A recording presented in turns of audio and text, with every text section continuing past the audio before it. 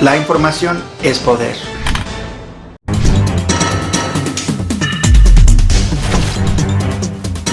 Hello, my name is Vicente Omar Barraza. I'm an immigration attorney in Seattle, Washington. Thank you for joining me today on this show, La Señal. We have this show every Monday, and we start the show in Spanish, and then about a half hour later, around 11:30, I'm going to start having the Spanish language version in English. So this is the first edition where we will be doing Spanish followed by English. So I'm going to do my best to try and present the same information in English and Spanish, but it may not always be perfect. And we are here every Monday, Spanish starting at 11 and English starting around 11:30. And I want to talk about a somewhat depressing but very important topic. What happens if the person who applied for you, who petitioned for you to obtain an immigration benefit, dies? What happens if the petitioner passes away?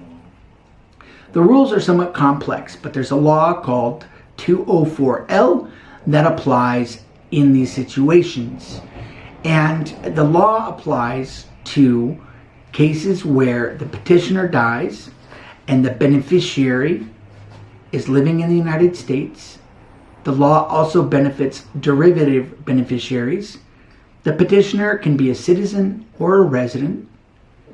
The law also applies to certain derivatives. So for example, if the petitioner is alive but the primary beneficiary passes away, the law can apply.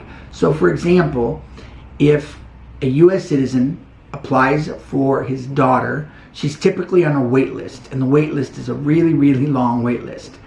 And in the course of that wait list, if there is a child that's born, and that child can be a derivative beneficiary of the grandfather's application. A grandfather cannot petition for a grandchild, but depending on the type of case it is, in some cases, the grandchild can be what's called a derivative beneficiary. If the grandchild's mother, the daughter of the petitioner, passes away, that grandchild may be eligible for relief under this section of law called 204L. It's pretty complicated, but there's a lot of benefits in certain cases. In addition, let's say you have a labor petition where an employer has petitioned for his employee. In those cases, the child of the employee can also be a derivative beneficiary, and 204L will apply if the employee, the beneficiary, passes away. In addition, this law can apply to cases involving refugees and asylees. It can also apply in cases where you have a T visa case or a U visa case that has been approved, and the children or the derivatives can then benefit from that petition even if the principal beneficiary or principal applicant of a T visa or a U visa passes away. You also have derivative asylees that can also benefit from this program. You can also have situations where the derivative child of a VAWA petition can benefit.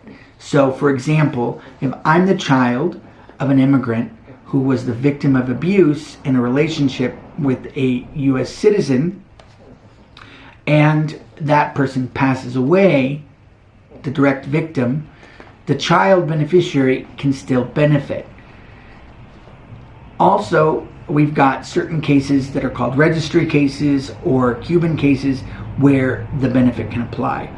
You also have situations called conditional permanent residency, where you have a child of a conditional resident who can be eligible to benefit if the beneficiary, the immigrant, passes away before the conditions of residency are removed based on battery or extreme cruelty. So it's very important that you meet with an attorney to talk about these cases, because they're pretty complicated. In order to obtain this benefit, one of the beneficiaries has to be living in the United States. It can even be the derivative beneficiary can be living in the United States. And this is a matter of discretion. That is, whoever's seeking this benefit needs to deserve it. So if you are someone who's been in a lot of legal problems, you haven't been paying your taxes, you haven't been paying your child support, immigration has the right to say that you don't deserve the benefit.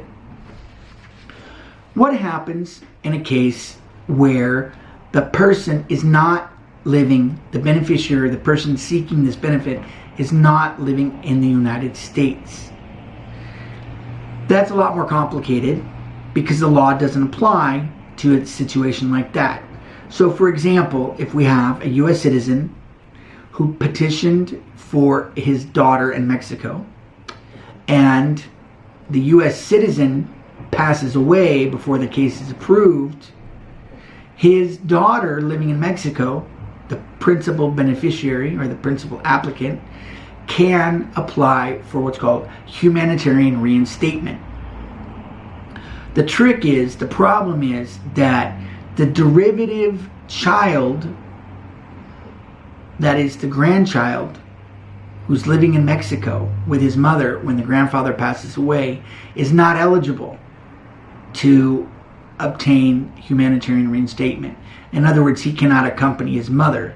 If the principal is alive, then the child, the grandchild, can accompany his mother when she obtains her residency at her immigrant interview in Ciudad Juarez if you're in Mexico.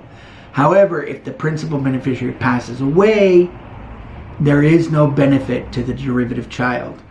And you have to convince immigration that you deserve this benefit for humanitarian reasons. A good example might be, and I've had a lot of cases like this where one child's still in Mexico, or maybe two children are still in Mexico, and the rest of the entire family is immigrated to the United States. In a case like that, if the daughter's been waiting and waiting and waiting on the wait list, and the father, the U.S. citizen father, passes away, that's probably a good case for humanitarian reinstatement. But unfortunately, she's going to be coming alone without her child. But in some cases, it's still good to go ahead and do it, because as soon as she gets here, she might be able to apply for her child. And that gets very complicated. So it's very important that if you have questions about this, that you talk to an attorney. Every case is different, and these cases are complicated. Don't just trust somebody you meet on the street. Don't trust a notary. If you want tacos, go to a taco stand. If you want legal advice, go see a lawyer. So I hope that you'll do me a favor and share this information. It's important information, and I do believe that information is power.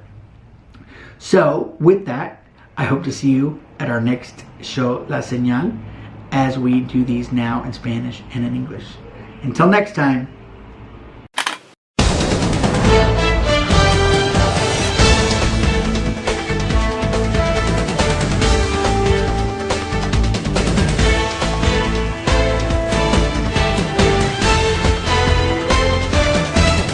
La información es poder.